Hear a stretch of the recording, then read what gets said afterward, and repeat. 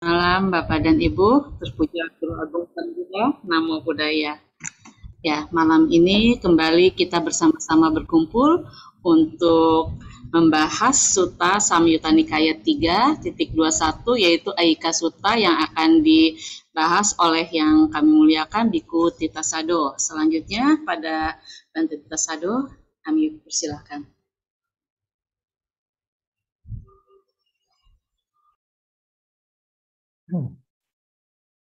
Namo tassa bhagavato arahato samma sambuddhassa. Namo tassa bhagavato arahato samma sambuddhassa. Namo tassa bhagavato arahato samma sambuddhassa. Buddhang dhammang sanghang namasami. Aparutate sangamata sadwara yeso tawanta pamunchantu saddhang. Ya. Sekarang kita sudah masuk ke sisi terang bulan terakhir musim panas. Ya, pada kesempatan kali ini akan membahas Aika Sutta dari Samyutta Nikaya dan nanti juga akan dipaparkan kata-katanya saja. Karena penjelasan tikanya ada, tetapi ya hanya sebatas menjelaskan lebih perinci, tidak terlalu signifikan untuk penjelasan-penjelasan yang tidak ada di kata-kata lah begitu. Kalau yang kita lihat di tika dan cukup teknis masalah bahasa begitu. Aika Sutta ini merupakan sutta kedua di Tatyayoga yang merupakan bagian dari Kosala Sangyutta, Sagatawagga Pali, Samyutta Nikaya. Ya pasti Sutta Pitaka. Aika Sutta juga disebut sebagai Ayaka Sutta. Artinya nenek begitu, nenek. Ya. Aika Sutta atau Ayaka Sutta ya kalau dalam nomor sutanya itu ya SN 3.22 atau ya kalau dalam halaman Pali Text Society ada di buku pertama halaman 96 sampai 97. Ya. Nah, ini sutanya Sawathi Nidanang, sebuah kisah di Sawathi. Eka mantang nisinang ko rajanang pasena dingko salang bhagawata tadawoca. Sang Begawan berkata demikian kepada Raja Pasena di Kosala yang duduk di satu sisi. Handa kuto nutuang Maharaja agacasi diwa-diwasati. Wahai Maharaja, jadi dari manakah engkau datang sesaat setelah lewat tengah hari? Jadi kita bisa mengerti situasinya bahwa Raja Pasenadi ini datang tidak di waktu biasanya dia datang. Ya, selanjutnya, Aikame bante kalangkata jinna buddha mahalika adhagata wayo anupatta wisawasa satika jatia. Wahai Bante, nenek saya telah meninggal. Usianya sudah tua, baya, sepuh, melampaui fase-fase kehidupan. Mencapai tahap akhir 120 musim hujan atau tahun dari kelahiran. Aika ko paname bante piyahoti manapa. Bante, saya menyayangi dan mencintai nenek saya. Jadi kita bisa mengerti dari penjelasan ini bahwa Raja Pasenadi sedih sekali neneknya meninggal. Usianya 120 tahun dari kelahirannya. Dan dia mencintai neneknya. Begitu, mencintai sekali neneknya.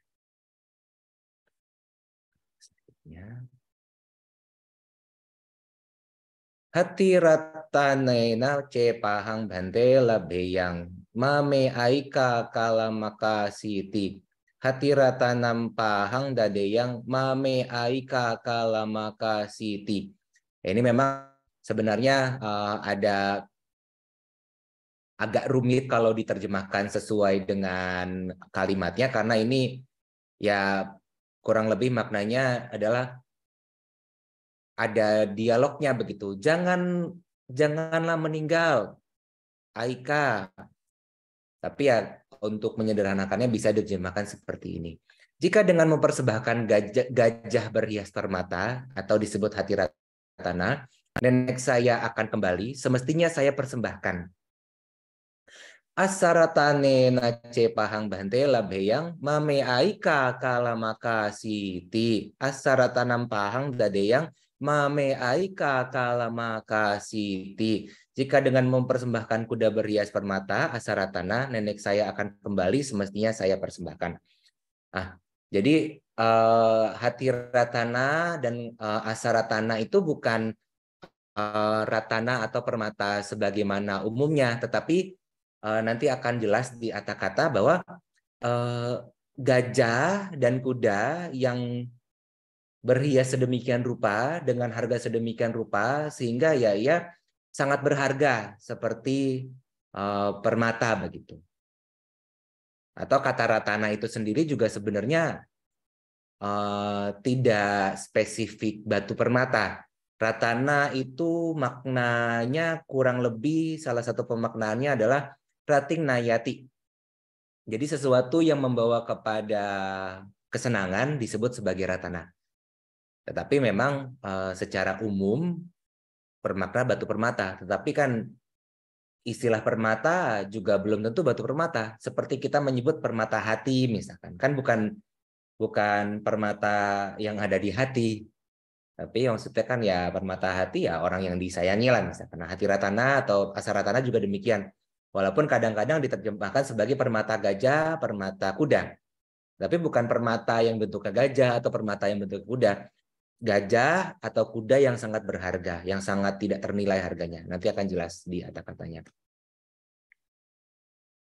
Gamma warena cepahang bante labheyang mame aika kalamaka siti gamma waram pahang dadeyang mame aika kalamaka siti.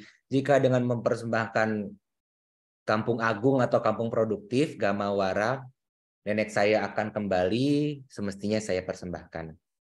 Jana pada desena cepahang bante labheyang mame aika kalamaka siti jana pada desampahang dadeyang mame aika kalamaka siti. Jika dengan mempersembahkan seluruh negeri nenek saya akan kembali, semestinya saya persembahkan. Ya itu maksudnya sih jana pada artinya ya seperti negeri begitu. Desa juga negeri ya. Seluruh negeri lah begitu. Ada batasan-batasannya yang mungkin berbeda dengan ukuran sekarang, ukuran di Indonesia misalkan. Tapi ya maknanya sama dengan seluruh negeri. Nah, Sang Buddha menjawabnya justru dengan kalimat yang sebagaimana adanya, bukan kalimat yang manis-manis yang membujuk rayu atau bagaimana. Justru Sang Buddha menjawabnya dengan kalimat ini. Sabbe sata maharaja marana dhamma marana paryosana marana anatitati. Wahai maharaja, semua makhluk adalah wajar mengalami kematian. Berakhir pada kematian. Tidak akan mampu menghindari kematian.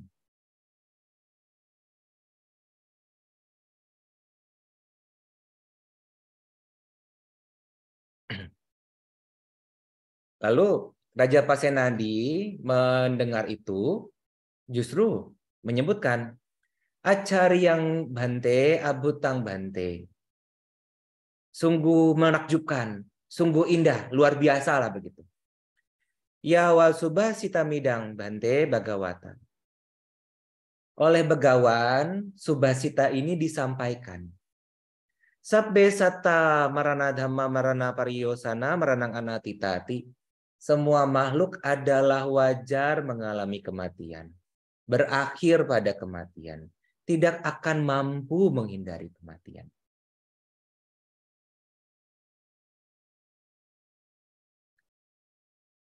Ewa Metang Maharaja. Demikianlah Maharaja, demikianlah. Sabbe sata marana dhamma marana paryosana meranang anatita. Semua makhluk adalah wajar mengalami kematian, berakhir pada kematian, tidak akan mampu menghindari kematian. Nah, lalu ada perumpamaan. Seyathapi Maharaja, yanikani cikumbhakara bhajanani amakani cewa pakani ca. Sabbanitani bedana dhammani, bedana paryosanani, bedanang anatitani. Seumpama bejana buatan kundi. Nah, kundi itu artinya potter atau yang membuat kendi, sebutan untuk. Jadi ini diupayakan untuk menerjemahkan secara harfiah agar lebih jelas. Ya memang sebenarnya sih simpelnya ya itu kendi tanah liat lah begitu. Tapi kan di sini kumbhakara, bajana. Bejana yang dibuat oleh kumbha. Kumbha itu artinya kundi. Kalau bahasa Indonesianya. Amaka, mentah. Cewa paka, atau dibakar atau dimasak. Dibakar lah di sini sih. Masalah dimasak nanti jadinya seperti sayur. Ini kan bejana begitu. Dibakar begitu. Jadi semuanya wajar terpecah, berakhir terpecah, tidak akan mampu menghindari terpecah. Ewa me ewako Maharaja sabbe satta marana dhamma marana paryosana maranang anatitati. Demikian pula Maharaja, semua makhluk adalah wajar mengalami kematian, berakhir pada kematian, tidak akan mampu menghindari kematian. Lalu selanjutnya idama woca. Nah itu di sini kalau di dalam Cata Sanggayana dan mungkin juga di dalam edisi lainnya adanya peya lah, seperti yang banyak di dalam Samyutta Nikaya. Ya, kita sudah bisa memahami biasanya idama woca bagawa. Demikianlah dikatakan oleh sang begawan. Lalu ada syair penutup. Sebagaimana ini ada di Sagatawaga, maka ada bisa disebut sebagai geya begitu. Jadi ada prosanya dan ada syairnya. Sabbe satta maris santi marnatan hiji witang. Semua makhluk akan mati, kehidupan memiliki kematian sebagai akhir. Yatha kammanggamis santi punya papa palu paga. Mereka akan pergi sesuai perbuatan menuju buah bajik pun buruk. Punya papa. Nah ini memang karena di sini terkait kama ya biasanya kadang-kadang juga kenapa kok bukan kusala ya sama saja sih punya dan biasanya kan kusala atau papa ya ini bisa jadi karena memang bentuknya syair kan harus sesuai suku katanya ya sama saja sih tidak begitu berbeda terkait apakah disebutnya kebajikan sebagai punya atau disebutnya sebagai kusala ya sebenarnya tidak terlalu jauh berbeda dalam konteks ini. Nirayang papa kamanta punya kamaja sugating pelaku buruk menuju neraka, pelaku bajik menuju surga. Ya memang sugati itu ya sebenarnya kata surga itu ya memang padanan dari sugati. Jadi sebenarnya surga neraka itu awalnya ya diperkenalkan dalam pustaka-pustaka, apakah itu yang ada di dalam agama Buddha atau yang lainnya yang berasal dari Jambudvipa misalkan begitu. Karena kan ini memang neraka, swarga begitu. Tasma karya kalyanang nicayang sampara ikang. Maka semestinya melakukan keindahan sebagai tabungan masa yang akan datang. Ya, nicayang itu artinya untuk penimbunan di masa yang akan datang. Ya, karena kan kalau kita banyak melakukan kebajikan juga meskipun itu masih mengondisikan kelahiran, tetapi karena banyak melakukan kebajikan menjadi pengondisi untuk kita melakukan hal-hal yang mengembangkan hal yang dulu lagi. Nah, ini yang terakhir penutupnya ini ada di beberapa sutta. Punya nih para lokasming patitahun tipani nanti. Kebajikan adalah pelindung makhluk di dunia lain. Ya, ini ada di Kaladana Sutta juga. Jadi kalau yang pernah menghadiri Katina yang sungguh-sungguh Katina biasanya akan pernah sempat mendengar punya nih para lokasi patita hontipani nanti. Karena itu ada di Kaladana Sutta yang biasanya dibacakan untuk Anumodana Gatha ketika selesai menerima persembahan kain katina misalkan dari perumah tangga. Berbeda, bukan Anumodana Katina ya. Kalau ada Anumodana Katina itu ada beda lagi. Ada yang disebutkan di antara para biku. Tapi ini Kaladana Sutta biasanya dalam beberapa kelompok itu ketika pelimpahan jasa lalu Anumodana Gatha itu dibacakan untuk dalam momen Katina biasanya. Nah, sebagaimana yang sebelum-sebelumnya kita akan melihat paralel dari dalam sumber lainnya. Ini ada di sebenarnya lebih daripada ini, tetapi setidaknya 4 diantaranya mewakili dari Palinikaya dan juga dari yang di luar Palinikaya, dan bahkan ini ya sudah teks-teks yang ya sebutlah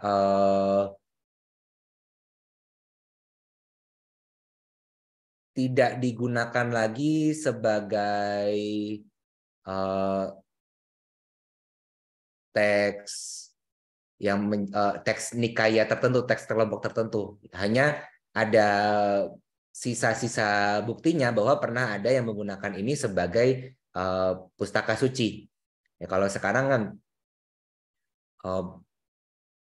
ya Palinikaya atau ya kalau dalam Mahayana Mahapitaka yang biasanya itu Taisotri Pitaka.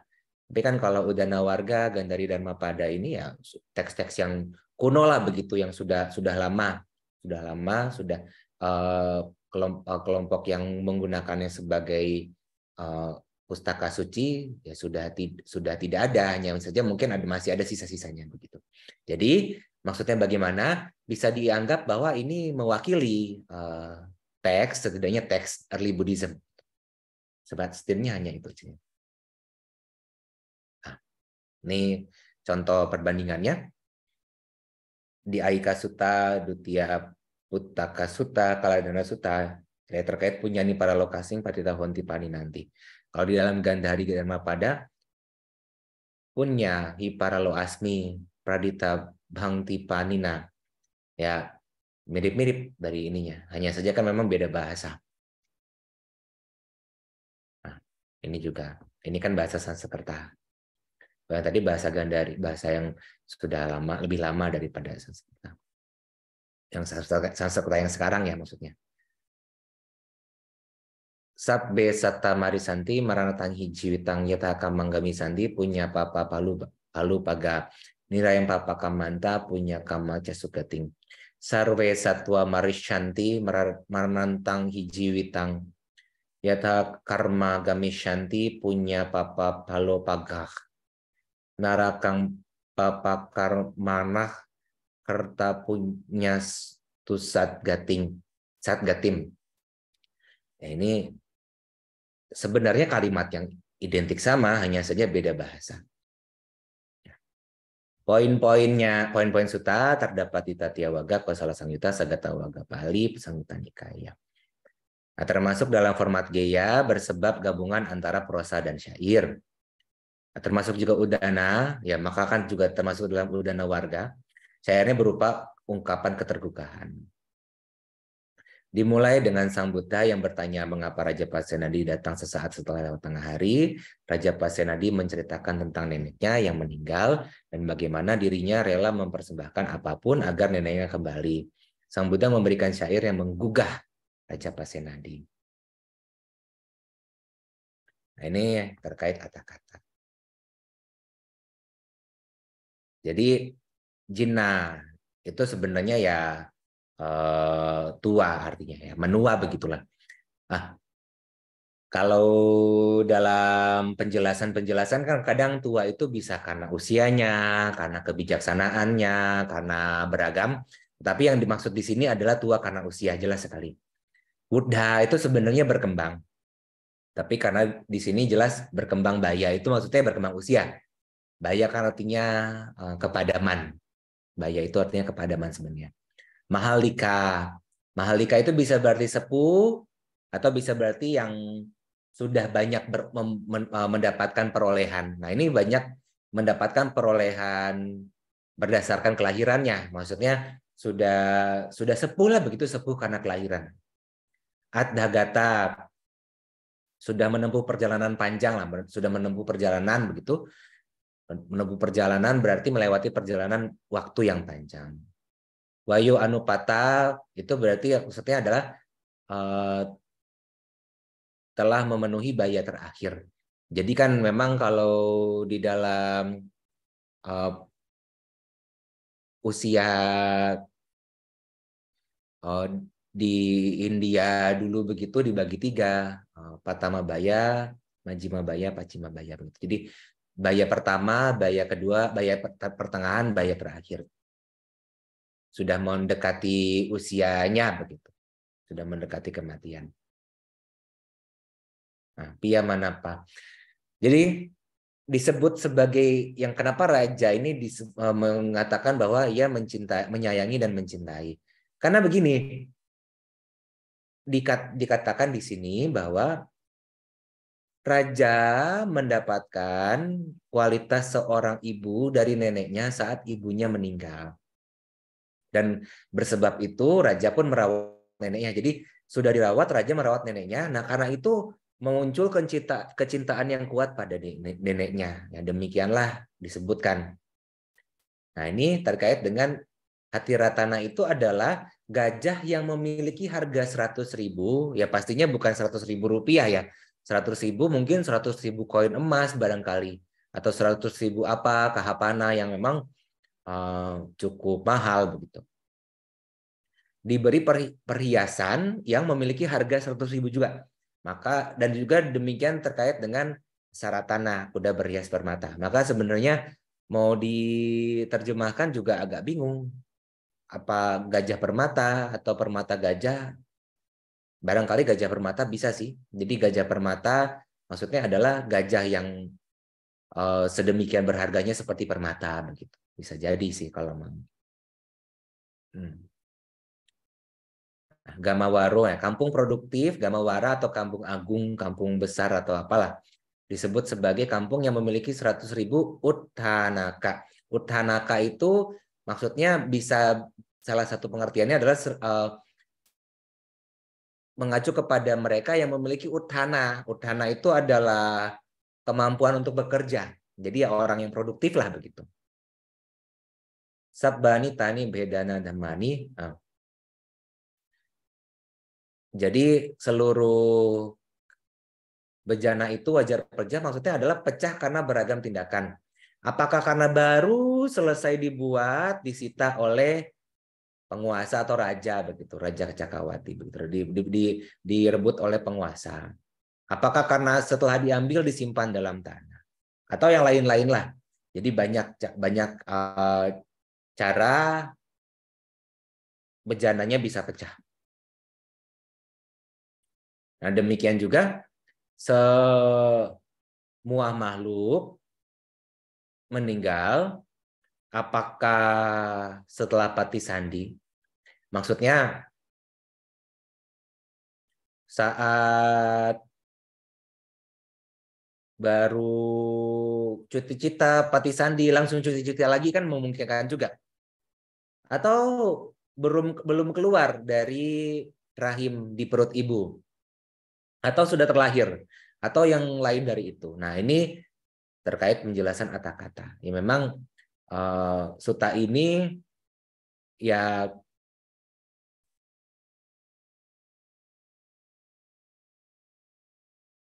mudah dipahami karena memang dekat dengan kesehari-harian kan, karena kita setiap hari berhadapan dengan kematian, tetapi ya cukup bisa direnungkan dengan cukup mendalam juga. Memang dalam sutta ini secara umum tidak dibahas tentang apakah wipasana ataukah yang hal-hal yang terkait dengan yang abhidhamma misalkan, tidak terlalu dibahas tentang itu, tetapi kan ini cukup esensial karena kita kesehari-harian kan menghadapi kehilangan orang yang kita cintai. Ya, sekian bisa dikembalikan kepada Ibu Ratna barangkali. Ya, terima kasih Bante untuk penjelasannya dari Ayika Sutta Samyutta Nikaya 3.22. Ya, kalau misalnya dilihat di sini, jadi ya memang adanya kemelekatan ya Bante ya dari Raja Pasenadi kepada neneknya. Ya. Tapi ya beruntung bertemu dengan Guru Agung Sang Buddha, ditanya kenapa, diberitahu ya kalau misalnya semua orang pasti meninggal, bisa mengerti. Tapi di dalam kehidupan sehari-hari kita ini Bante, walaupun kita sudah tahu, sudah mengenal Dhamma, tapi kalau misalnya ada orang yang kita cintai meninggal atau misalnya sakit ya gitu pun, itu sudah menyebabkan kita sudah mulai gelisah Bante. Seperti itu.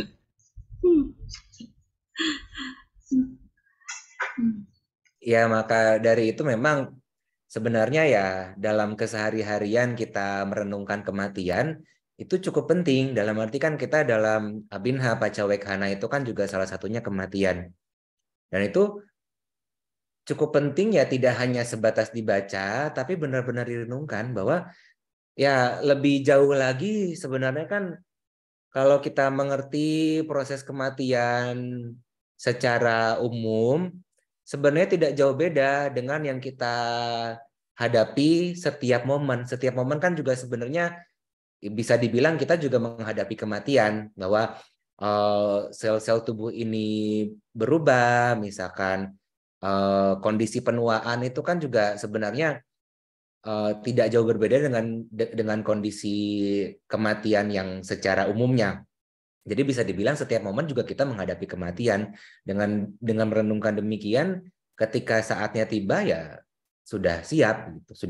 Sudah siap menghadapi, apakah yang menghadapi kematian adalah diri sendiri atau pihak yang lainnya. Dan itu memang ya terkait ini ya karena sehari-hari sebagai seorang yang terutama kan apalagi kalau tinggal di Jakarta begitu kan, sebagai seorang biku tinggal di Jakarta sehari-hari ke rumah duka bisa sampai 2-3 kali. Jadi ketika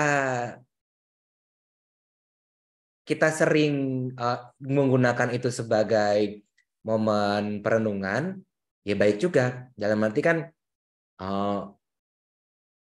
ketika pada akhirnya mendapatkan yang meninggal adalah bukan orang yang jauh tapi orang yang dekat, ya kita bisa lebih siap, walaupun ya kadang-kadang mungkin bisa bersedih juga.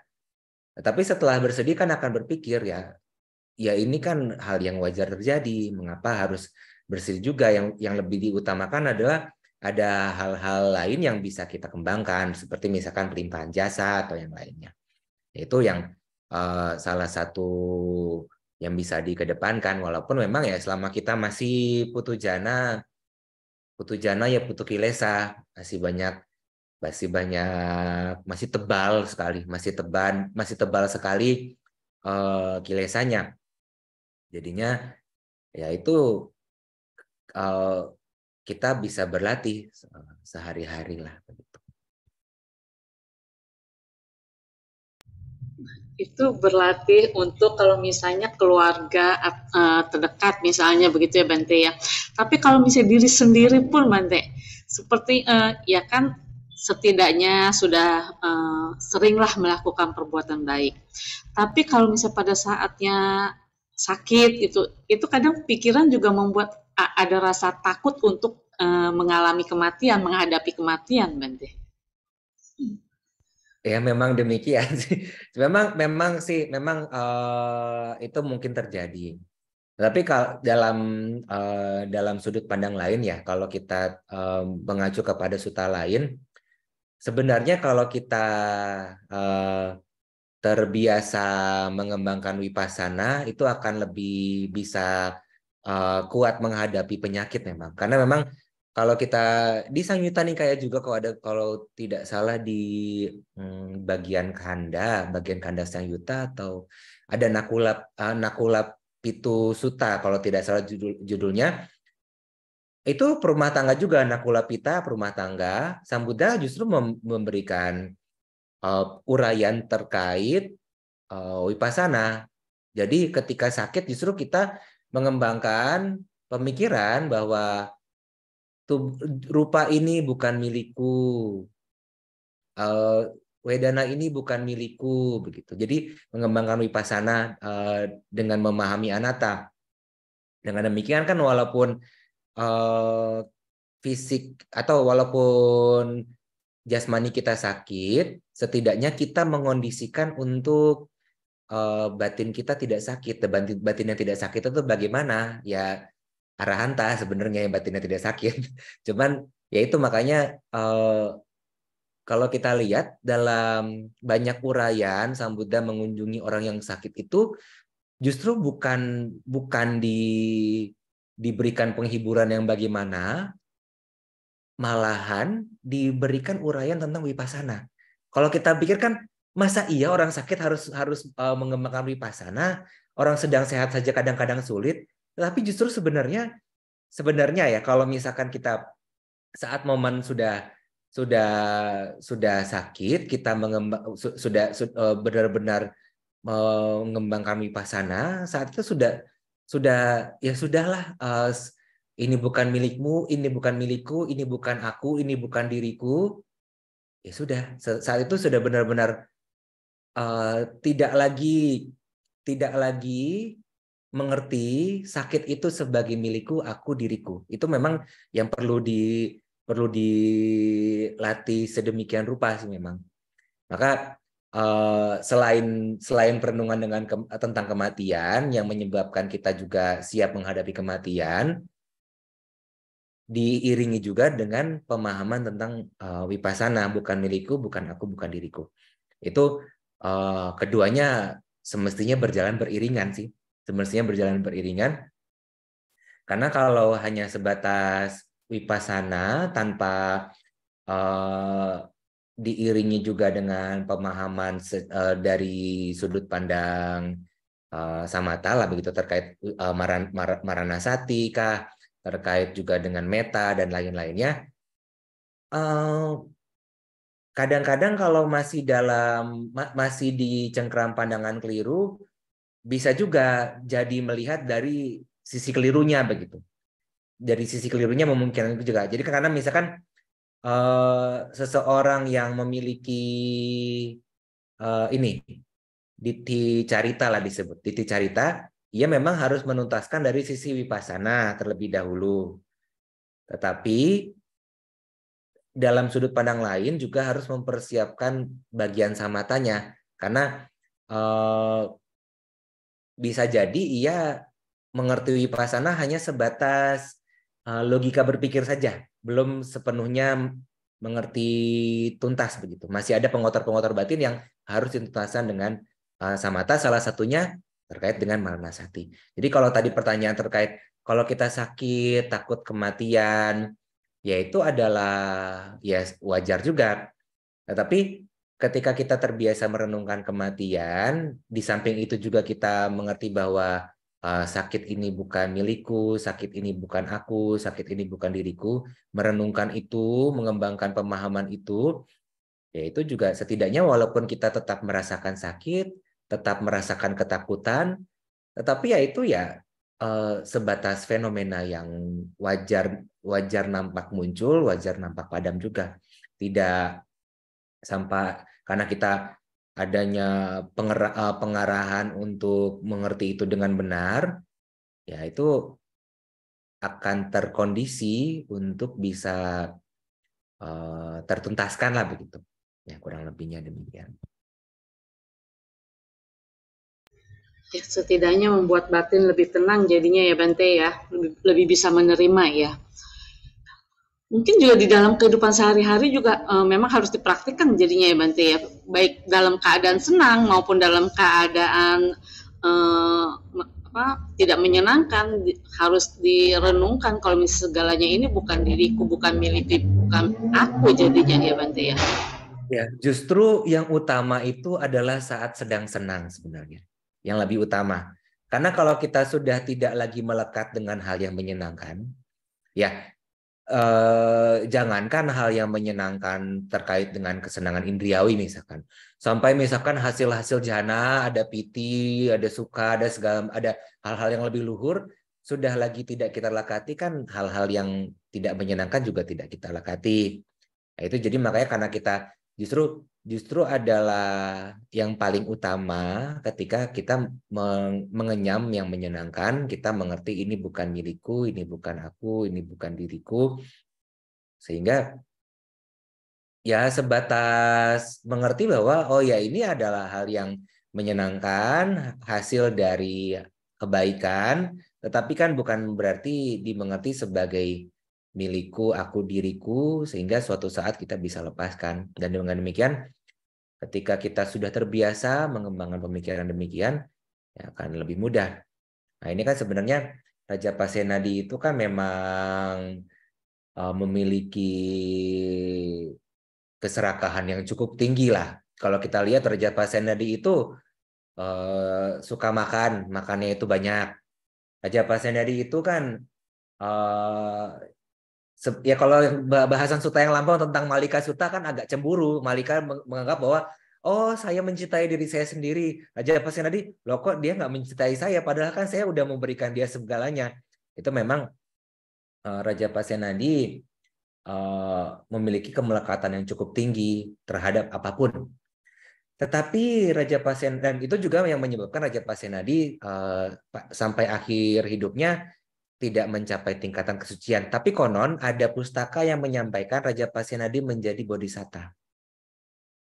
Tapi mungkin pustaka belakangan barangkali menjadi bodhisattva. Hanya saja memang tidak disampaikan mencapai tingkatan kesucian.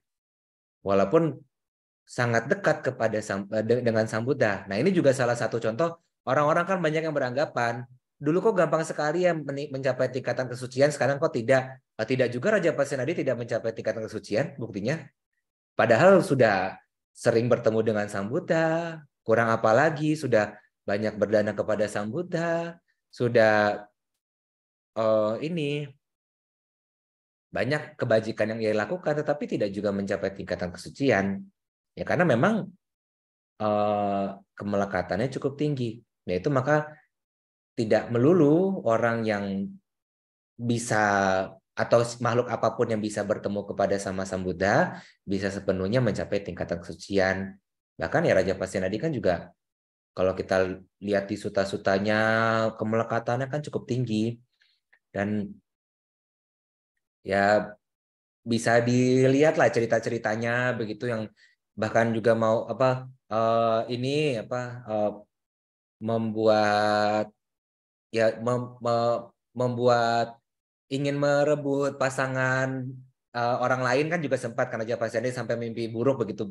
Banyak sekali kisah-kisah Raja Pasenadi yang sebenarnya kalau dibaca-baca kok konyol ya raja begini masih begitu, masih melakukan hal seperti itu begitu.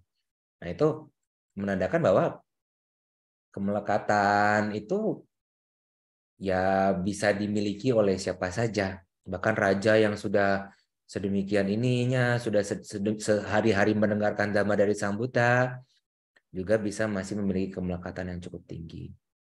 Nah, itu makanya kita harus latih sehari-hari, harus kita waspadai.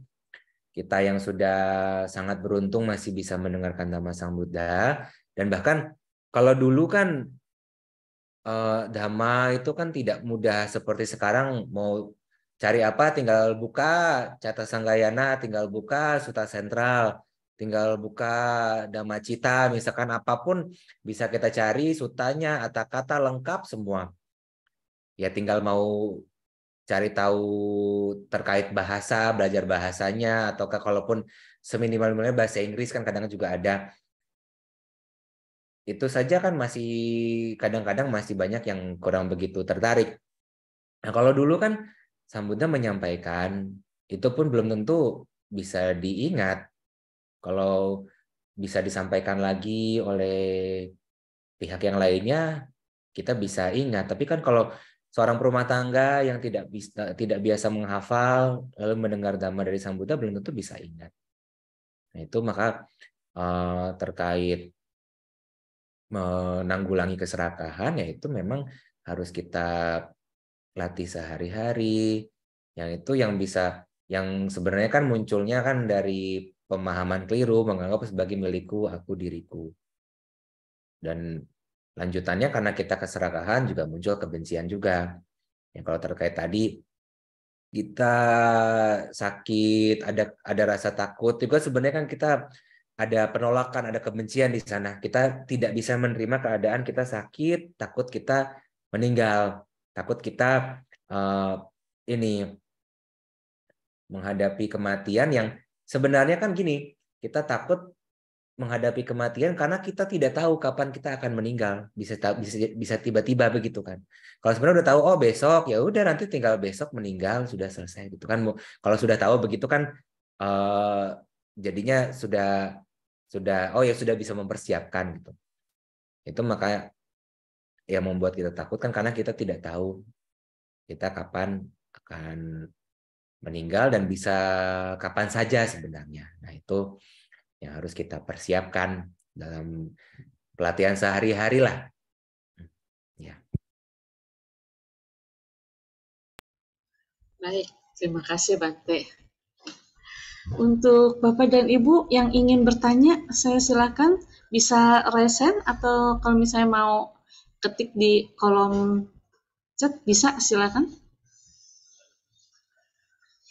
Ya waktu Ratu Malika meninggal juga ditanya ya Bante ya, terakhir di mana katanya sampai tunggu 7 hari baru dijawab oleh Guru Oh Guru. iya, itu jadi teringat lagi. Ya karena Raja Pasenadi itu orangnya baperan. Kalau kita lihat kan ya orangnya baperan. Terus habis itu uh, banyak keinginan gitu kan. Ya orang itu memang ya iya benar sih orangnya karena Sang Buddha tuh perlu perlu memiliki cara yang cerdas untuk menghadapi Raja Pasenadi karena memang kalau kita lihat itu ya iya, iya, ya seperti itu karakteristik orangnya.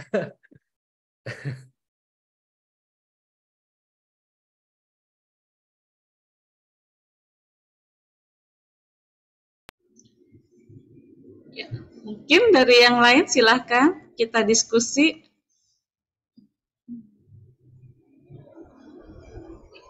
Dalam prakteknya sehari-hari juga ini memang yang sangat dirasakan memang kemelekatan ya karena dari keserakahan tidak didapatkan yang muncul kebencian ya Bante. Jadi ya berputar-putar saja di pengotor-pengotor batin itu ya Bante. Ya nih ada pertanyaan dari Pak Lim Tuan Li. Nah, selamat malam, Namo Wandami Bante. Kemana kesadaran batin kita melenyapkan kesakitan tubuh badan kita semasa tidur atau meditasi, hilang sakit walaupun sadar dengan rileks, nafasnya keluar masuk semula jadi waktu lama. Selepas bangun atau meditasi sakit, tubuh badan kurang. Terima kasih Bante, Namo Wandani, Bante Aiwanu Sukang Balang. Bapak Lim Tuan Li ini dari Malay Bante. Jadi ini pakai bahasa Melayu. Iya, jadi maksudnya begini ya, ketika sakit hilang itu kesadarannya kemana begitu ya? Maksudnya gimana sih? Ya, perlu dipahami dengan lebih jelas dulu bahwa kesadaran, kata kesadaran itu memang biasa digunakan untuk menerjemahkan winyana biasanya winyana. Umumnya sih saya memahaminya demikian winyana. Nah, winyana itu muncul ya dipahami sebagai muncul dan padam sesuai dengan adanya faktor-faktor pendukung yang menjadi ciri dari anicca dan juga anatta dan juga dukkha. Jadi tidak berdiri sendiri lah begitu. Jangan sampai dipahami sebagai suatu keberadaan yang ada seperti itu terus-menerus. Jadi muncul dan padam itu sesuai dengan landasan-landasannya. Yang disebut bahwa ada landasan bagian luar, landasan bagian dalam yang menyebabkan yang sebutlah yang menjadi pelandas kemunculan dari winyana. Sebatas itu saja. Yang itu pun langsung padam dan kepadaman itu menjadi sebab kemunculan winyana yang berikutnya. Jadi mengenai kenapa ada sakit yang muncul, ada sakit yang hilang, yaitu sebenarnya ada proses yang nampak muncul dan nampak padam. Jadi bukan winyana yang pergi, bukan kesadaran yang pergi atau kesadaran yang muncul, kesadarannya kemana, tidak kemana-mana, itu muncul dan padam, muncul dan padam. Ya tidak padam kemana-mana. Itu muncul dan padam itu kan berdasarkan ada, misalkan seperti begini, ketika kita adanya indera penglihat, adanya objek yang dilihat, di momen itu muncul yang disebut sebagai kesadaran penglihatan, bahasa awamnya. Nah, kesadaran penglihatan ini menjadi sebab kemunculan akan yang disebut sebagai sampaticana citta. Nah, itu saya sulit untuk menerjemahkan sampaticana citta itu apa. Sebutlah sampaticana citta lah, itu yang mengetahui kesadaran penglihatan itu disebut sebagai sampaticana citta. Yang langsung padam, muncul lagi santirana citta. Yang langsung padam, muncul lagi wotapana citta. Yang langsung padam, muncul lagi beberapa kali jawana citta. Langsung padam, muncul lagi tadaramana citta. Yang dilanjutkan lagi dengan proses dari awal lagi. Itu maka, itu pembahasan Abhidhamma bukan semata-mata teori. Yaitu digunakan untuk kita bisa memahami bahwa sebutlah kesadaran bahasa awam. Ya, karena kan kata winyana sebenarnya adalah sebuah keberadaan batiniah yang mengetahui secara spesifik. Itu arti penjelasan winyana. Ya, mengenai diterjemahkan kesadaran ya untuk memudahkan saja, karena kalau diterjemahkan pengetahu mungkin untuk yang mengerti teori dasarnya akan paham kenapa disebut pengetahu. Tetapi kalau tapi kalau bagi orang awam kan apa itu pengetahu kan tidak umum bahasanya. Jadi disebut kesadaran tidak masalah. Hanya saja akan harus bisa dipahami bahwa kesadaran itu kalau ini terkait winyana muncul dan padamnya itu berdasarkan kondisi-kondisi atau pembentuk-pembentuk. Nah, tetapi ada juga istilah kesadaran digunakan untuk fenomena batiniah lainnya yang disebut sebagai sati. Sati itu merupakan salah satu unsur pembentuk winyana. Sebutlah demikian, unsur pembentuk kesadaran yang kita pahami di sini. Sati itu berarti artinya ingat sebenarnya, yang mengingat, suatu keberadaan batiniah yang fungsinya adalah mengingat. Yang ketika ia ada sebenarnya secara umum disebut ingat ini, ingat dengan kebijaksanaan sebenarnya. Jadi ketika kita mengetahui ada sakit, kita mengerti bahwa sakit itu bukan milikku, sakit itu bukan aku, sakit itu bukan diriku, di situ ada sati. Hanya saja memang dalam konteks lain tidak diarahkan ke sana, kan bukan berarti tidak ada pengingatan juga, tidak ada sati, hanya saja sati secara keliru mengingat ada sakit di sini, ada sakit di sini. Ini sakitnya tidak nyaman sekali, itu kan juga pengingatan, hanya saja secara keliru. Dan kalau ditanyakan kesadaran batin kita menyiapkan kesakitan tubuh. Oh, kalau saat kita tidur kan memang kita, meskipun memang badan kita sakit misalkan, tidak ada sati di sana, tidak ada pengingatan di sana. Jadi keberlangsungan, kemunculan winyananya pun itu juga objeknya adalah wipaka dari karma lampau disebutnya. Ada yang disebut bawangga cita itu adalah objek-objek yang menjadi kemunculannya itu adalah wipaka dari karma lampau.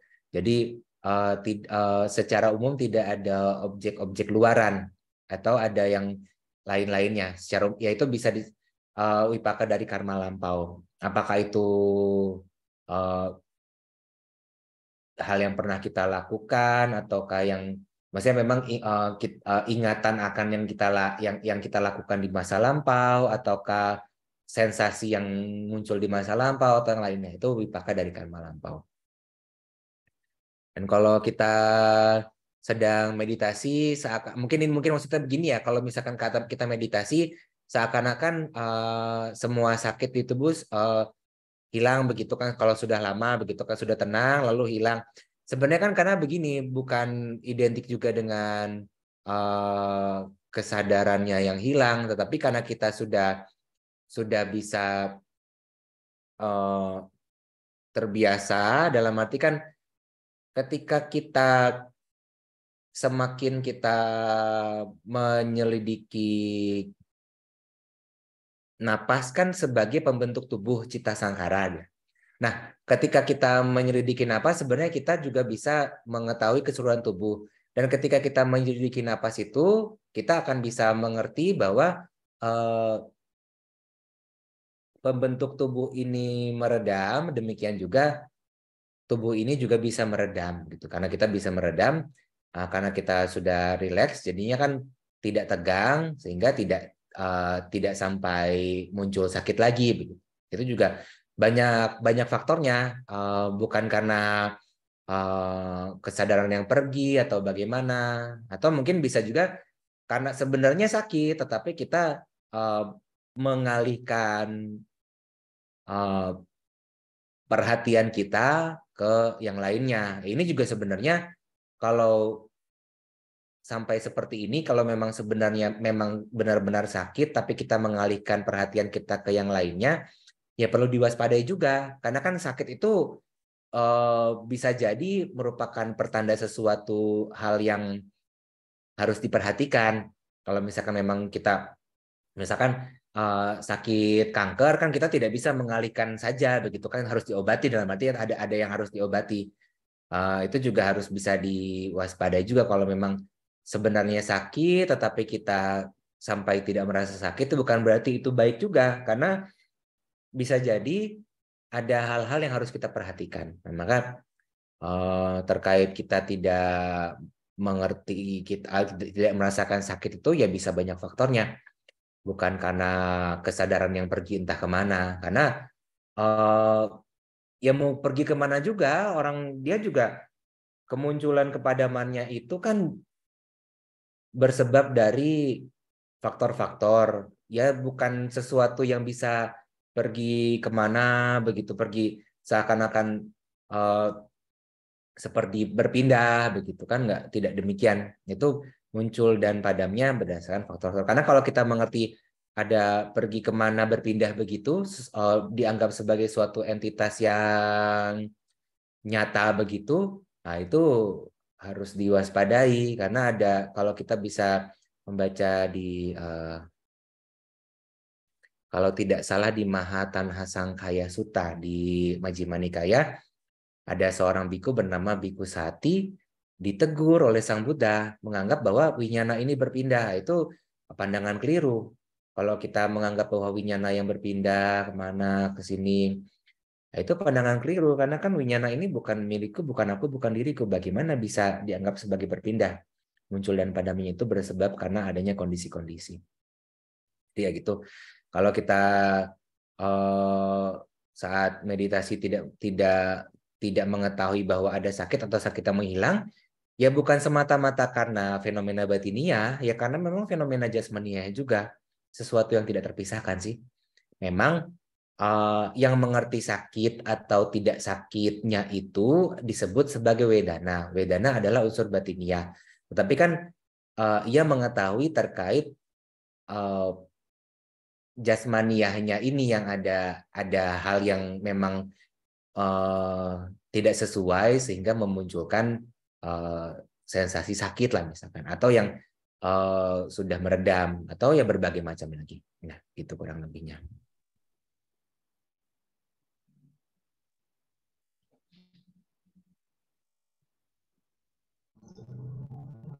Ya, terima kasih Bante. Mungkin ada dari yang lain ingin bertanya, saya silakan bisa raise hand.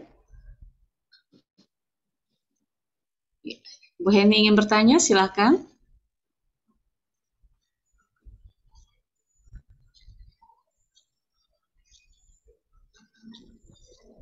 Ya silakan Si Heni dari Kendari.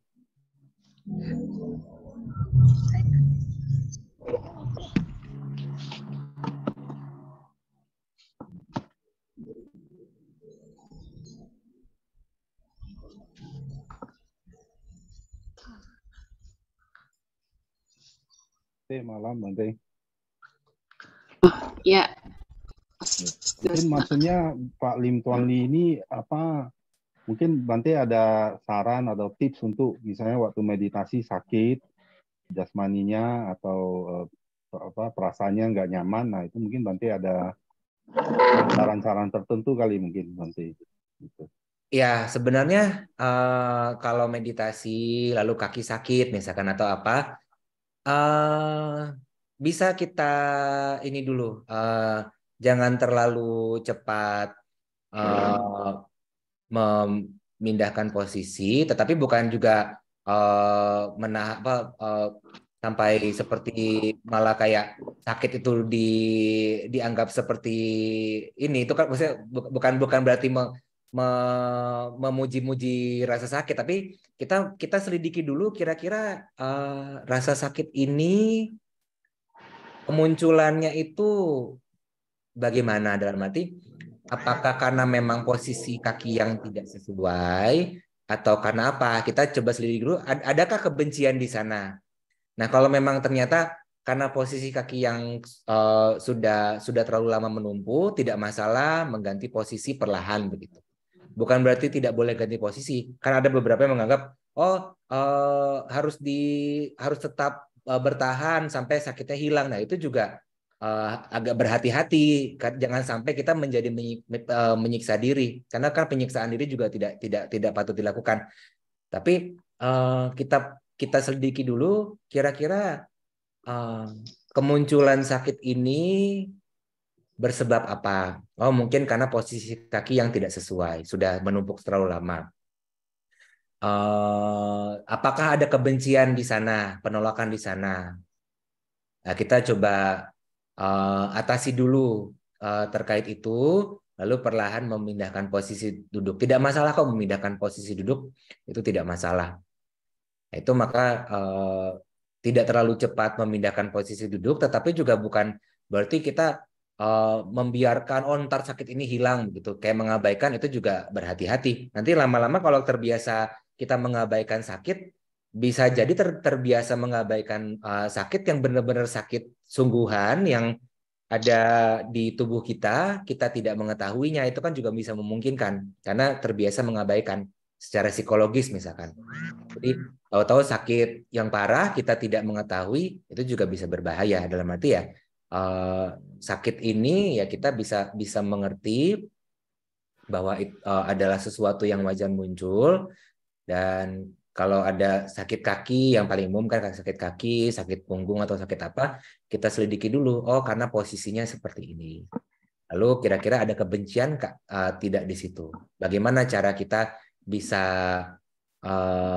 mengubah itu tanpa malah mengembangkan kebencian. Nah, itu juga termasuk bagian dari pelatihan juga sih di situ. Ya, ya, mungkin Ci Heni mau bertanya.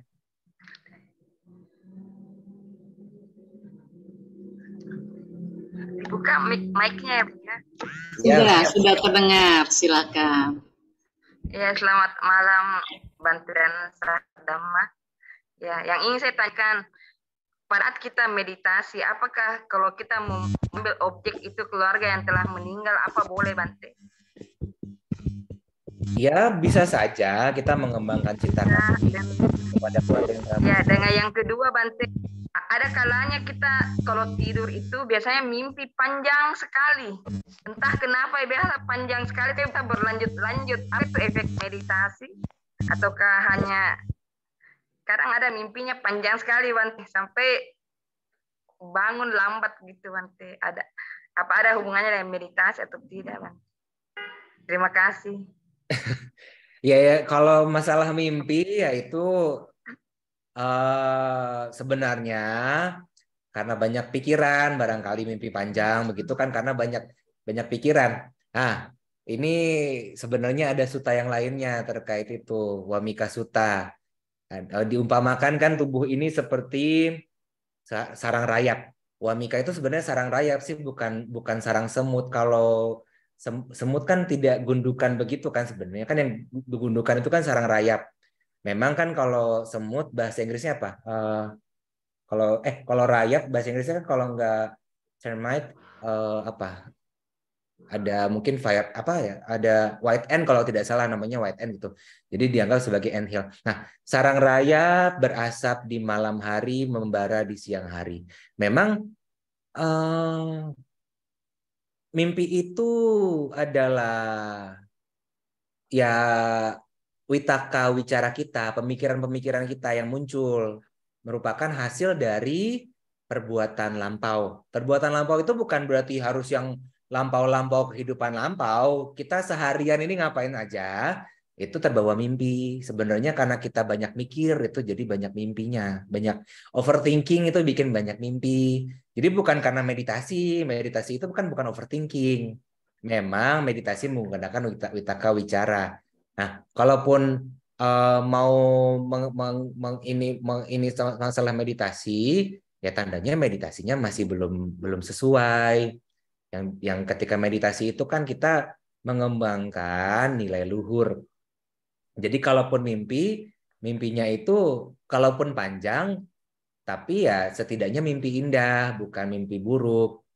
Kan kalau kita mengembangkan cinta kasih, mimpi indah, bukan mimpi buruk, mimpinya absurd gitu kan. Kadang-kadang kalau mimpi absurd, kalau sedang demam gitu kan mimpinya absurd, apa tiba-tiba terjun dari lantai atas gitu kan atau bagaimana kan suka absurd gitu kan, suka tiba-tiba seperti kayak tersentak begitu. Terus panjang tidak selesai. Nah, itu sebenarnya karena kondisi kita tidak baik apakah secara fisik atau batinia. Nah, itu terkait juga dengan salah satunya hasil karma lampau, yaitu terkait dengan sehari ini kita ngapain aja. Itu asap dari perbuatan-perbuatan dan ucapan-ucapan kita seharian. Itu sebenarnya salah satu kenapa kita mimpinya panjang begitu. Terkait meditasi, kalaupun itu kita meditasi, tandanya meditasinya masih belum sejalan. Meditasi itu harusnya mengembangkan nilai luhur, bukan ngelamun atau bukan bengong, mengembangkan nilai luhur secara ya sebutlah secara sadar, secara tahu, secara mengerti, secara adanya setidaknya ada tiga kualitas di sana, adanya semangat, adanya sati, adanya panya, adanya kebijaksanaan. Jadi tiga ini setidaknya ada setiap meditasi. Kebijaksanaannya bisa tentang tadi kan misalkan mau ini merenungkan keluarga yang telah meninggal, ya merenungkannya itu bukan sisi sedihnya, tapi semoga keluarga saya yang telah meninggal berbahagia, mengingat kebajikan-kebajikan yang telah mereka lakukan, mengingat kebajikan yang telah kita lakukan, mempersembahkan kepada mereka melalui pemikiran-pemikiran itu. Itu kan juga mengembangkan cinta kasih salah satunya. Atau bisa juga dari sudut pandang lainnya, mengingat keluarga yang telah meninggal, mereka telah meninggal, saya pun bisa meninggal. Itu bisa juga Maranasati. Atau mengingat keluarga meninggal mau diarahkan ke Wipasana juga bisa. Mereka misalkan keluarga telah meninggal yang bukan milikku, bukan aku, bukan diriku. Ya, memang itu terlalu jauh sih. Biasanya kan kalau Wipasana itu terkait dengan yang pancakanda. Tapi ya sebagai awalan diarahkan ke Wipasana memungkinkan juga. Misalkan awalnya merenungkan meninggalnya, lalu diarahkan kepada ketidakkekalan, diarahkan kepada anatta. Itu memungkinkan kan meditasi secara bertahap begitu. Jadi memungkinkan. Dan kalau terkait dengan mimpinya panjang tidak berkesudahan, ya itu bisa banyak hal, Ya, kurang lebihnya begitu. Ya. Tapi tidak masalah saat meditasi misalnya mengingat yang telah meninggal pasti kan menangis Bante, apa tidak masalah? Ya justru kalau kita mengetahui akan menangis, ya sebaiknya jangan mengambil objek itu. Kita ambil objek yang bisa kita amati dengan baik lah. Karena kan tandanya itu kita masih melekat dengan keluarga yang telah pergi duluan. Ya, sebisa mungkin jangan mengambil objek yang berpotensi memunculkan pengotor batin. Kalau kita mengetahui bahwa ketika kita memunculkan objek itu bisa memunculkan nilai luhur, bisa kita ingat. Tetapi kalau kita sudah paham bahwa kita akan menangis, bisa cari objek yang lain. Kan tidak harus. Bisa ada objek yang lain. Gitu. Ya. Baik Bante. Ya. Terima kasih atas jawaban yang diberikan Bante. Dan terima kasih pada para host dan tim yang telah melakukan Zoom. Terima kasih Jenny. Ya. Sekarang selanjutnya silakan ke Irwan. Ya, selamat malam Bante. Ya. Gimana? Ya, saya mau nanya nih Bante bahwa tadi dikatakan sakit itu bukan kita punya, bukan diri sendiri kan? Nah, artinya apa? Apakah disamakan gini, itu hanya kesadaran. Dan sebenarnya kita itu energi ya. Nah pada saat kita itu menjadi manusia sebenarnya, apa sih yang membentuk badan kasar kita ini, yang membentuk rupa kita ini? Kan sebenarnya kalau kita pikir-pikir, kalau kita belajar di Abhidhamma, kita itu hanya kesadaran sebenarnya. Mirip-mirip dengan energi Bante ya.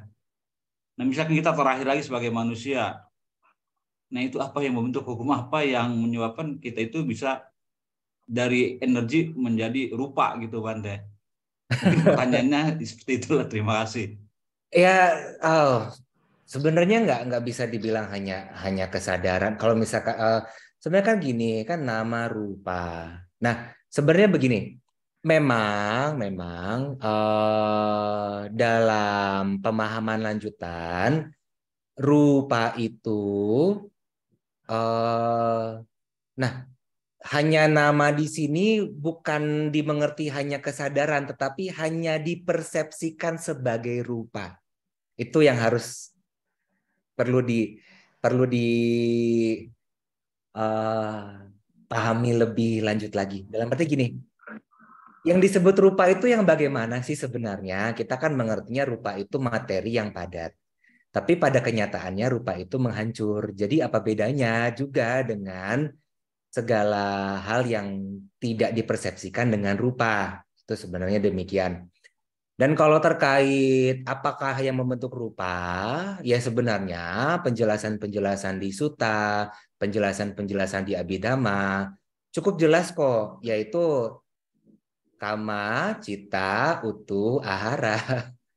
Itu kan sebenarnya jelas. Dalam arti ya kita tidak perlu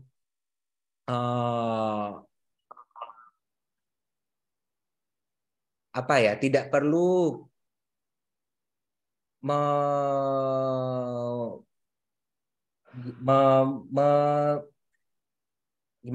gimana istilahnya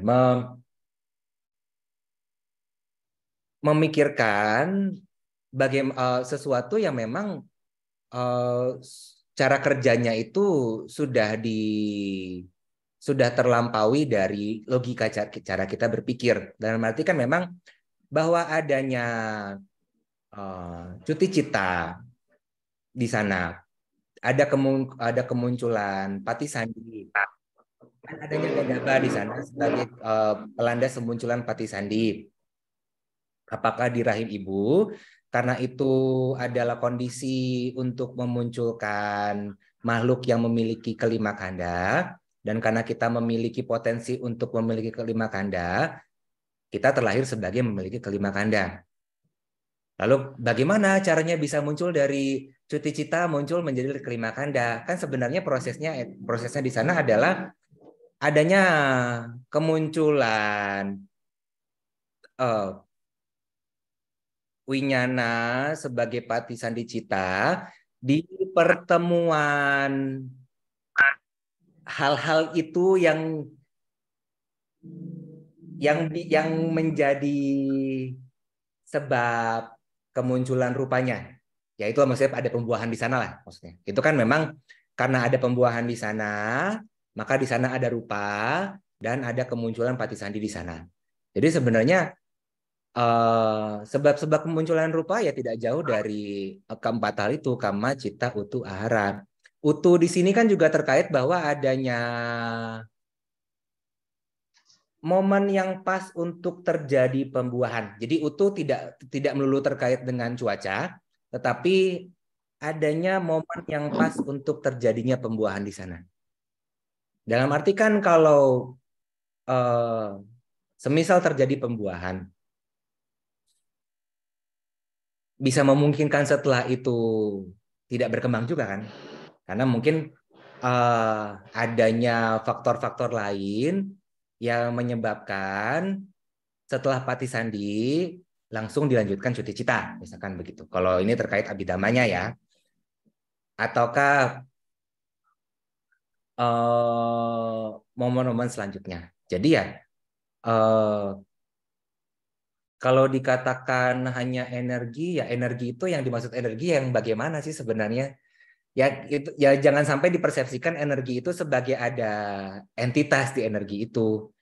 Bahwa kalau kita mengerti hanya sebatas proses yang dijuluki sebagai kemunculan dan kepadaman, sebenarnya itu jauh lebih pas dibanding kalau dianggap sebagai energi. Karena kan energi itu konsep yang ditawarkan oleh pihak lainnya yang mungkin dianggap mirip-mirip gitu.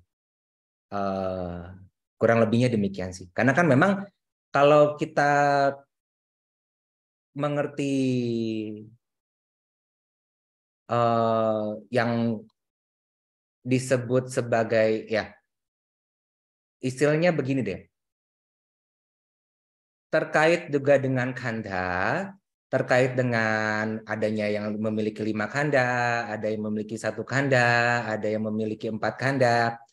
Kadang-kadang disebut sebagai yang memiliki 5 sanya, 1 sanya, 4 sanya. Dalam arti gugusan-gugusan itu dipahami sebagai yang dijuluki atau yang dipersepsikan sebagai yang demikian.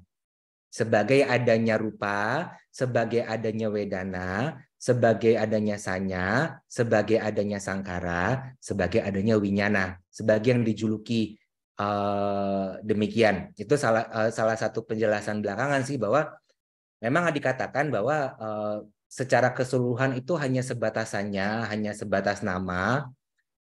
Ya memang hanya sebatas nama, hanya sebatas julukannya, hanya sebatas persepsinya. Bahwa yang disebut rupa pun juga sebenarnya ya tidak bisa dipahami sebagai sesuatu yang sepenuhnya berbeda dari nama kanda. Karena toh juga ada yang dijuluki sebagai memiliki rupa, tetapi kan tidak bisa kita lihat. Seperti rupa Brahma misalkan. Atau bahkan sebenarnya begini, udara begitu. Kan secara kasat mata tidak bisa kita lihat juga. Kalau rupa dianggap sebagai sesuatu yang bisa bisa dilihat lah atau bisa di apa. Jadi ya Kalau ditanyakan rupa itu munculnya dari mana, ya sebenarnya ulasan-ulasan dari banyak, ya sebenarnya ini memang di kata sih, adanya di kata itu ya adanya 4 hal, kama, cita, utu, ahara. Dan bagaimana prosesnya, yaitu adalah sesuatu yang sudah melampaui logika juga, dalam arti ya itu mungkin seorang sama Sambuddha yang mengetahui bagaimana secara jelas proses itu bisa demikian begitu. Kenapa kok bisa dari cita menjadi rupa? Dalam konteks ini kan ada cita jarupa begitu. Ada rupa yang disebabkan oleh cita. Ya sebenarnya cita jarupa juga terkait dengan gerakan tubuh yang merupakan tindakan tertentu. Itu kan sebenarnya muncul dari cetana. Jadi disebut sebagai cita jarupa juga. Atau ucapan-ucapan yang muncul dari tindakan tertentu yang bersebab dari cetana. Itu juga cita jarupa. Disebut demikian. Jadi ya kalau ditanyakan rupa itu munculnya dari mana, ya 4 hal itu. Ya. Oke, terima kasih Bante. Ya, baik. Terima kasih, Bante. Sepertinya Ko Irwan masih belum ini, masih gimana nih, Ko Irwan? Silakan, ayo. Sudah paham. Ya, Sudah paham. Ya kan Ko Irwan setiap hari kan ke wihara sana kan. Iya. Terima kasih Bante. Ada pertanyaan lagi dari Pak Jack Pangestu. Nama budaya Bante. Mohon penjelasan dalam hal mengigau dan gigi beradu saat dalam kondisi tidur. Anumodana Bante. Ya, ya dikatakan memang saat kondisi tidur itu kan ada prosesnya itu bawangga cita. Jadi adalah hasil karma lampau.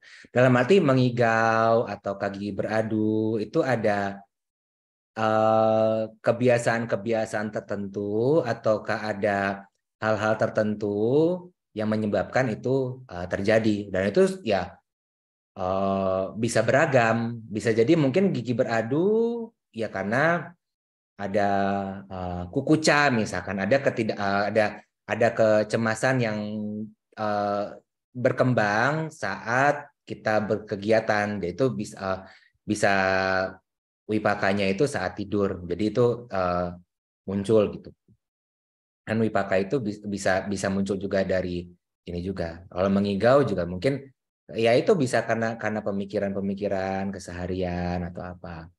Itu sesuatu yang wajar terjadi sih kalau kita memang masih belum sepenuhnya terlatih lah, masih bisa mengigau, masih bisa ada gigi beradu ataukah banyak yang lain-lainnya, atau misalkan sampai sleepwalking atau bagaimana. Jadi memang saat tidur itu kalau dalam Abhidhamma dijelaskan dia itu yang muncul adalah bawangga cita, dan itu terkait wipaka. Nah, wipaka ini tidak melulu hasil dari karma lampau di kehidupan lampau, tetapi seharian kita itu ngapain saja, apa yang kita kembangkan saat tidur itu akan bisa muncul. Nah, kalau memang ada yang teredam sedemikian rupa, atau mungkin karena kebiasaan-kebiasaan yang tidak bisa, yang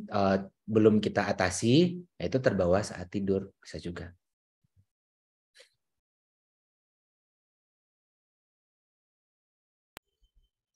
Ya, terima kasih Bante untuk jawabannya. Mungkin ada yang ingin bertanya lagi? Saya silakan. Silakan untuk unmute. Atau mau ketik di kolom chat, silakan.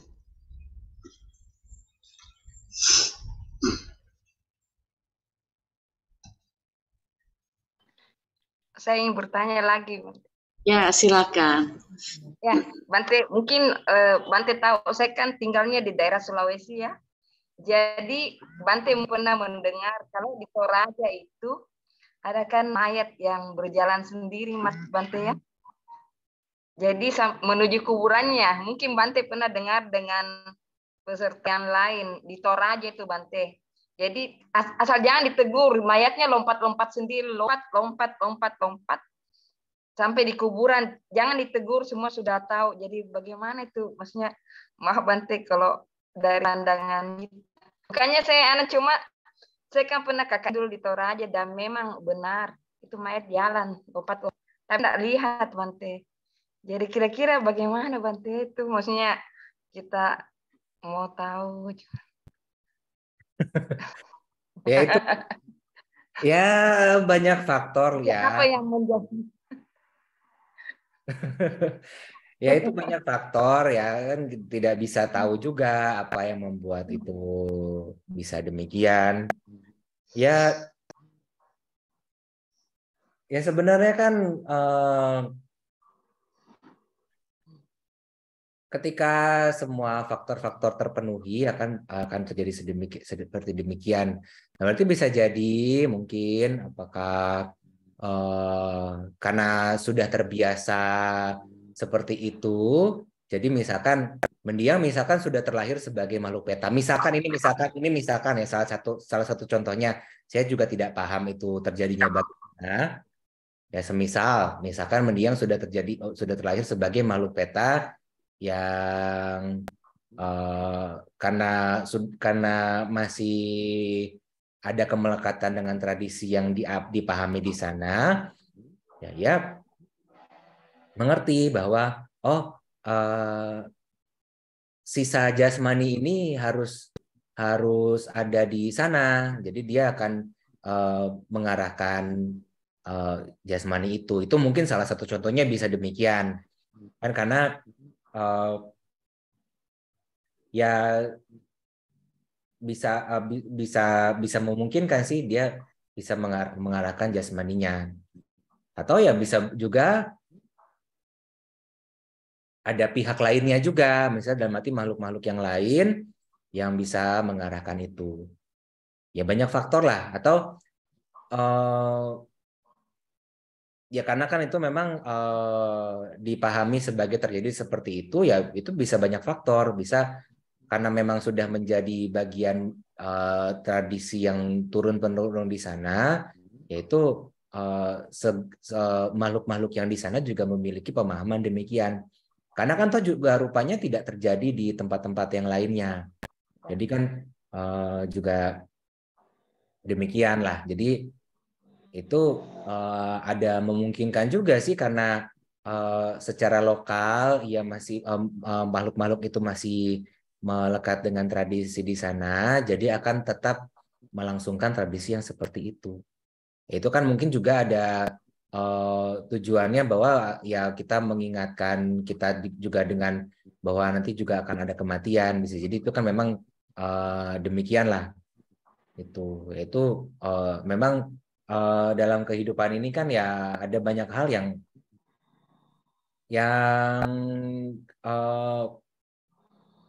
sulit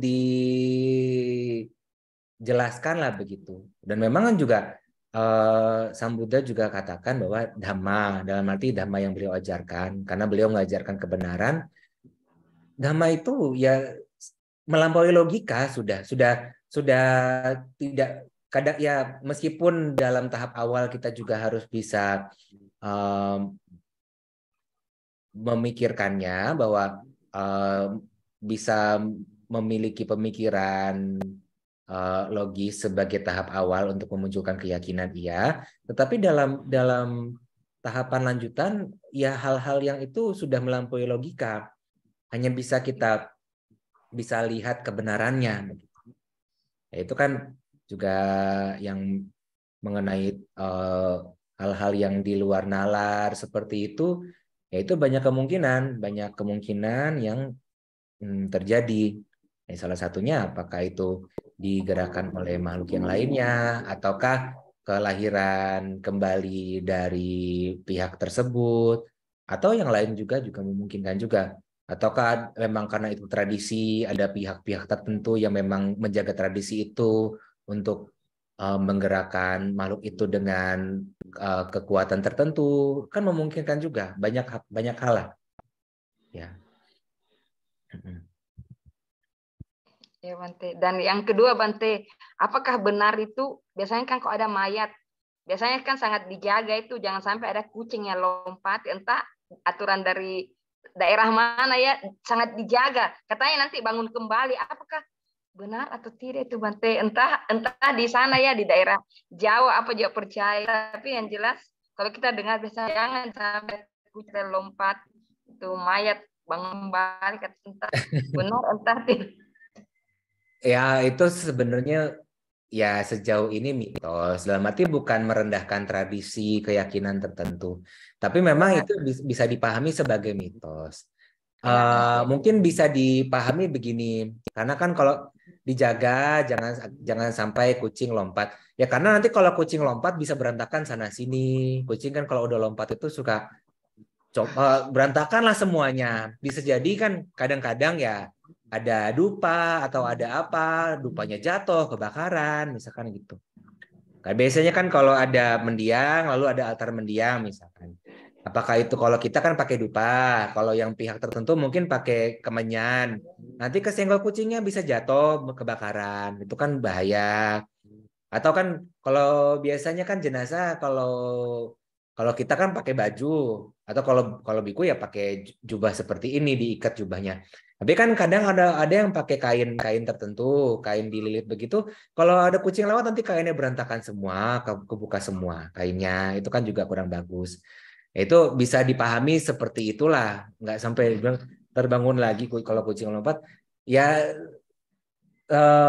sejauh ini sih belum pernah saya lihat ada kucing lompat lalu mendiangnya bangun lagi. Belum tahu lah. Ya kalau yang terkait kucing itu sih memang karena kalau di gunung kalau di Wipasana Giriratana Gunung Sindur itu kan banyaknya anjing ya. Kalau misalkan di itu maksudnya ke Bu Ratnas atau ke Ko Irwan itu kan di sana banyaknya anjing. Nah kalau di CDJ itu banyak kucing, entah dari mana kucing tiba-tiba banyak di sini. Itu juga kadang-kadang repot juga masuk-masuk ke tempat makan. Kadang-kadang dia mau minta makan. Itu memang kalau udah ada kucing tuh repot sekali. Karena kalau anjing itu kadang masih bisa dikasih tahu, kalau kucing itu susah dikasih tahu. Cakar sana, cakar sini, susah itulah. Kalau kalau anjing masih bisa kasih tahu. Tapi kalau misalkan kucing itu sudah lompat sana sini udah susah, sudah lewat, sudah ini sudah tidak bisa dikasih tahu. Ada terkait kucing ini ada ceritanya lagi. Tapi ini bukan di Iya. Suta sih. Cerita di sepertinya Zen sih. Cerita di Koan Zen begitu. Ada suatu hari itu kucing. Jadi gini, di suatu wihara yang dipimpin oleh seorang guru lah begitu. Yang mereka itu kan biasa di waktu tertentu mengadakan puja bakti begitu. Para biksu-biksu lah begitu, biksu-biksu. Dan juga mungkin ada samanera. Nah, ketika sedang puja bakti ada kucing ribet begitu, akhirnya kucingnya diikat. Dan itu setiap mau puja bakti kucingnya diikat. Mungkin pernah ada yang mendengar ya kucingnya diikat. Mereka yang para siswa dari guru tersebut mengerti, oh sebelum puja bakti kucingnya harus diikat.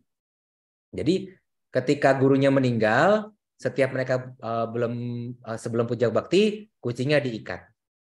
Nah, lalu kucingnya meninggal, kucingnya mati. Nah, terus ini kan tidak ada kucing, terus bagaimana ini? Dicari kucing yang lain terus diikat. Itu kan itu terkait kucing kan dari situ kita bisa mengerti bahwa sebenarnya tradisi tertentu bisa jadi itu dilakukan karena ada sebab-sebabnya. Ya bukan berarti kucingnya lompat lalu bangun, tapi kan kalau kucing lompat itu mereka itu susah diaturnya, berantakan sekali. Sana sini berantakan sekali. Jadi makanya dijaga jangan sampai kucing lompat karena itu bisa berantakan begitu. Bisa orang-orang yang tadinya mau mungkin mau melayat, mau pelimpahan jasa, atau mungkin berdoa dengan keyakinannya masing-masing, malah jadi ribet ngurusin kucing sana sini, sana sini, ke sana sini. Terus nanti mungkin kadang-kadang kan kalau yang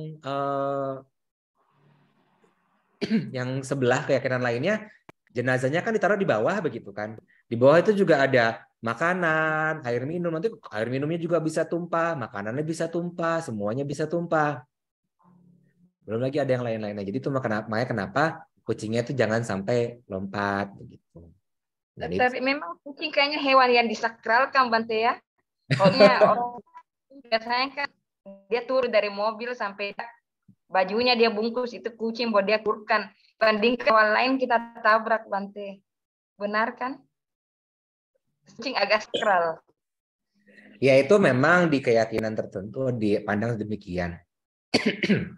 Ya, tapi ya kita menghargai lah mereka punya pemahaman, tetapi kan ya kita bisa paham bahwa memang mungkin ada landasan tertentu yang kita tidak memahami kenapa kok kucing bisa disakralkan demikian. Gitu. Kalau yang di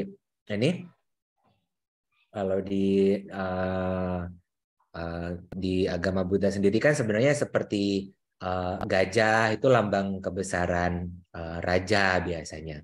Jadi kenapa seorang biku tidak boleh makan gajah misalkan, atau kuda itu kan kendaraan raja, seorang biku tidak boleh makan kuda. Jadi kita paham bahwa bukan gajah disakralkan, kuda disakralkan, tidak, tapi karena memang ada sebabnya bahwa gajah itu adalah lambang kebesaran raja, kuda juga lambang kebesaran raja, atribut raja, dia bukan disakralkan. Kalau kucing memang di dalam agama Buddha tidak ada, sejauh ini sih saya pribadi juga belum menemukan terkait dengan kucing apakah itu di Tipitaka, Atakata atau bagaimana. Tetapi mungkin di keyakinan lain demikian, ya kita sebatas menghormati itu sebagai keyakinan mereka. Ya sebatas itu sajalah, tidak perlu kita memikirkan sedemikian rumit. Ya. Terima kasih atas penjelasannya dan terima kasih semua sahabat Dhamma. Ya, terima kasih Jenny. Bante, kalau misalnya kucing bisa mayat bisa dilangkahi oleh kucing kemudian bisa hidup kembali, Raja Pasenadi tidak perlu menyerahkan gajah, tidak perlu menyerahkan kuda, atau tidak perlu menyerahkan kampung halamannya. Ya, cukup cari kucing berarti. Ya, kalau misalkan kayak gitu kan, lah kucing bukannya banyak juga di pemakaman. Banyak, Bante. Iya. Iya. Tapi memang tosnya begitu ya, punya yang tahu gitu, Bante. Tidak perlu pakai itu gajah permata. Bukan Kyoto kuda, Bante. Pernah ada. Apa? Pernah makan kuda. Ya kalau bukan biku ya tidak apa-apa. Kalau seorang biku iya. ada daging yang tidak boleh dimakan oleh seorang biku. Tapi kalau yang lainnya boleh, terserah. Masing-masing punya ini sendiri. Ya. Kalau biku tidak boleh makan gajah, tidak boleh makan kuda, tidak boleh makan anjing. Ada beberapa daging yang tidak boleh. Baik, Bante. Terima kasih. Ya, terima kasih. Mungkin ada pertanyaan lagi dari yang lain? Silakan.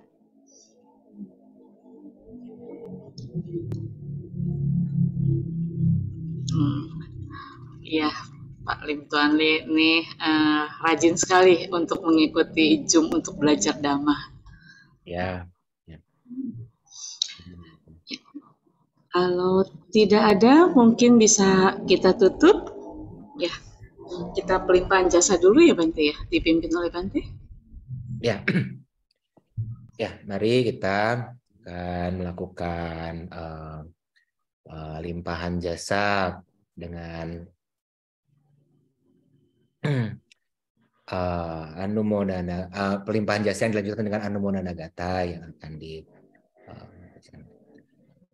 Yatha wariwaha pura paripurenti sagarang ewa mewa ito dinang betanang upakapati icitang paritang tumhang kipamewa samicatu sabbe purentu sangkapa cando panaraso yatha manijotiraso yatha sabitiyo wiwajantu sabbarogo winasatu mate bhawa wantarayo sukhi digayuko bhawa abhiwa danasili sanicang buddha pacayino cattaro dhamma wadhanti ayuwanno sukhang balang yang kinciratanang loke wicati wiwidhang buddhu ratanang buddha samang nati tasma sothi bhavantu te yang kinciratanang loke wicati wiwidhang buddhu ratanang dhamma samang nati tasma sothi bhavantu te yang kinciratanang loke wicati wiwidhang buddhu ratanang sangha samang nati tasma sothi bhavantu te. Sadu, sadu, sadu. Ya, terima kasih Bante untuk penjelasan dari Sutta dan juga jawaban-jawaban dari pertanyaannya. Kami juga mohon maaf apabila ada kesalahan baik yang disengaja maupun yang tidak sengaja, baik melalui pikiran, ucapan, dan perbuatan. Terima kasih Bante. Terima Terima kasih, kasih, Terima Bante. kasih Bante. Terima kasih Pak. Terima kasih Bante, terima kasih Ci Renata. Terima kasih Bante. Terima kasih teman-teman semua. Terima kasih Bante. Bante.